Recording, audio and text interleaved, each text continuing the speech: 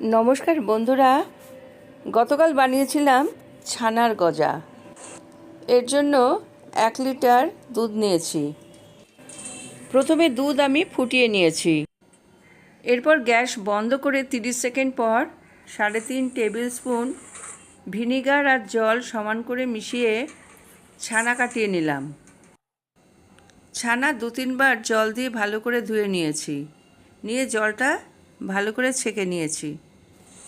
এখন এই ছানার সাথে 1 চামচ ময়দা, হাফ চামচ সুজি, হাফ চামচ চিনি আর হাফ চামচ কর্নফ্লাওয়ার মেশালাম।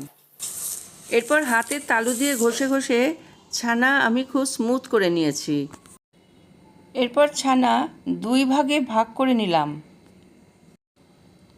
আর তারপরে একটা ঘি মাখানো থালায় আমি এটা লম্বা করে রোল করে নিলাম আর উপরটা একটু চ্যাপ্টা করে দিলাম।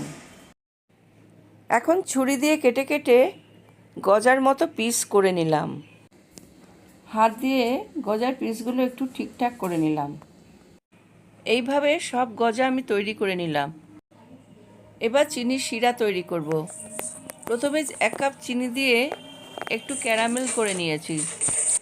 এরপর জল দিয়ে ফুটিয়ে একটা মাঝারি ঘন সিরাপ তৈরি করলাম। কয়েক ড্রপ গোলাপ জল দিলাম। এরপর সাদা তেল গরম করে সমস্ত গজাগুলো আমি উল্টে পাল্টে হালকা লাল করে ভেজে তুলেছি।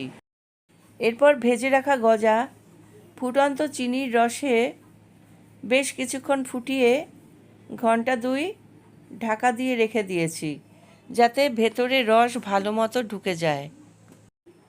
তৈরি হয়ে গেল মুখরোচক ছানার গজা। খেতে কিন্তু অসাধারণ হয়েছে।